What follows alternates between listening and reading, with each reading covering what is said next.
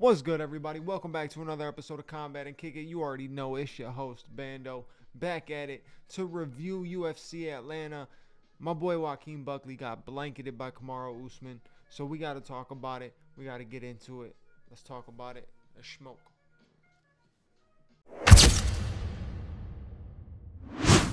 First off, first thing to mention, parlays, swing and a miss. Again, nothing new. It is what it is, though. It's one of those things where this might be the hardest sport to actually place a good bet on and really stick behind it. It's wild. I see guys that'll be on Instagram, different bet dudes and all this and that, and they'll bet the most random shit, like someone betting Phil Rowe to win in the third round by TKO, like the most random shit that anybody can do. Like, I know you're not sitting back thinking that 100% in your head this is the outcome that's going to happen. People just throw some shit down and they get lucky. And I got to be honest with you, I'm not that guy. Not at all. I'm the type of guy that could bet on a fight to have like over 25 punches thrown, and the fight I end up getting is Derek Lewis versus Francis Ngannou. Like, that's my type of luck. You know what I mean? Like, bet on a baseball game, somebody to get a hit. It's a fucking hitless game for 9 innings. So safe to say, it's really hard to come through, try to give y'all breakdowns and predictions and give you an idea of who's going to win, when realistically, every single prediction I have is the exact opposite of what comes out to be. So it's almost like, sit here and watch me like, man, this man is not knowledgeable. No, this game is just impossible to freaking guess anymore. With that being said, Kamaru Usman absolutely blanketed Joaquin Buckley. And the only things that I gotta ask is, where was this Kamaru Usman in those fights against Leon Edwards? Where was that Kamaru Usman against Khamzat Chimaev? I mean, Khamzat's a tough one, but still, where was that Usman? Where was that Usman? Usman popped out looking like the fucking champion that Usman was. And honestly, if we're being real, the performance wasn't all that impressive. The man took him down, laid on top of him, landed some ground and pound. He really did nothing. The thing that bothers me the most is, Buckley, what were you training for? My guy, what were you training for? What were you training for? No takedown defense. Not even an attempt to defend the takedown until the 5th round. Continuously backing up. Look, I get it. I'm not the fighter in there, but it's pretty blatantly obvious. I don't understand how these guys don't understand it. When you're fighting a wrestler, being on your back foot is the worst thing you can possibly do. And it just seems like that's exactly what every single striker does against wrestlers. You're supposed to be an intelligent, smart striker. And yet, you back up against the guy who every single time you back up, he shoots. This is coming from the man sitting there watching. I'm sitting here watching the fight, smoking a joint. And I'm saying, hey, you know, that's probably a bad idea. You know what I mean? If it looks like shit, if it smells like shit, you know what it is? It's probably shit. So overall, it's pretty obvious. All of these strikers that continuously back up against wrestlers, here is my take on it. Y'all deserve to get taken down. How have you not learned a lesson yet? How many times you gonna let the same flame burn you guys? Every wrestler goes in there like, wow, you just giving me the fight. I don't even have to really exert energy to take you down, because one, you give me no resistance on the takedown to begin with, and two, you continuously keep going back into the same position that I have success in. If I'm Usman, I'm shooting all night too. Like, yes, I sit back and I say that was not an impressive performance to me. But at the same time, why wouldn't you do that? If it's continuously going to be there, continuously going to be open, and the man is literally not putting no effort to defend it or fight back or try to get up, because every time he does, you hit him with a slight sweep and he kind of just, that's it. He gives up. It's a wrap. These strikers, man, they just let the wrestler be a better wrestler.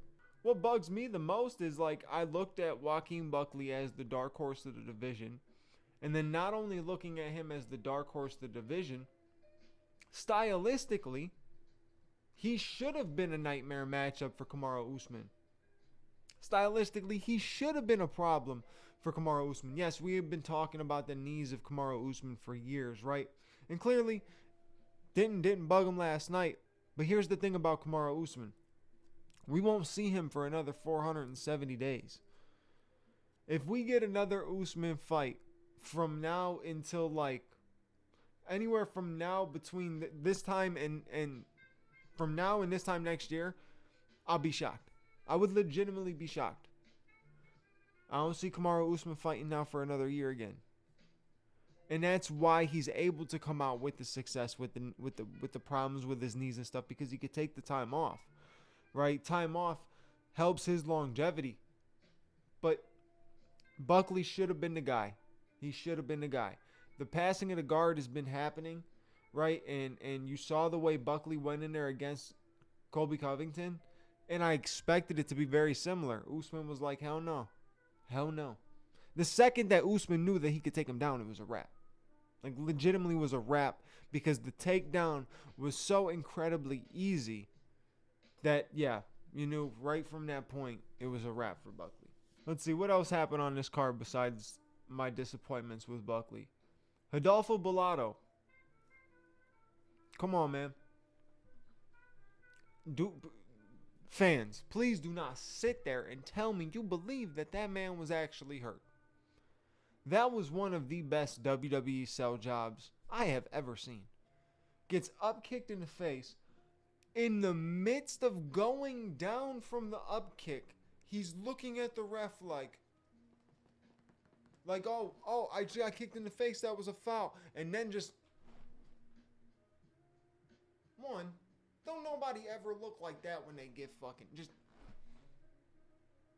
just laying like a little baby after he threw a temper tantrum or some shit like that. Just laying flat on the ground. And then pretends to wake up and is like, no one has ever done that. Ever. The fuck out of here. Illegal shot? Yes. Bitch move? Not on Paul Craig's part. I mean, I'm not trying to say Paul Craig's a bitch for throwing an up kick. A lot of people throw up kicks unintentionally, right? I think it's a bitch move on Rodolfo Bellato's part. Just being like, come on, man. Come on, man. That man wasn't hurt. That was a better sell job than Aljo versus Petr Yan. Petr hit him with a mean-ass knee, right? So Aljo's sell job was actually somewhat valid. This one, you got hit with a bad shot. You could have kept going. You could have kept going. Get the fuck out of here. What else happened? Rose won by decision. Raoni Barcelos beat Cody Garbrandt. I think it's time for Cody to pack it up. That's a whole nother episode. That's a whole nother topic, a whole nother subject. It's completely different. But, yeah, no, rough night at the office for Cody Garbrandt. Rose got it done against Miranda Maverick. Almost didn't, but ended up getting it done against Miranda Maverick. Who else won? Malcolm WELLMAKEr. Beautiful KO over Chris Moutinho. And that's all I got to say. Beautiful KO. Faked with the kick, with the lead kick. Came over the top with the check right hook. Beautiful. Beautiful. Flush. Beautiful knockout. Absolutely beautiful. The two fights that opened the main card.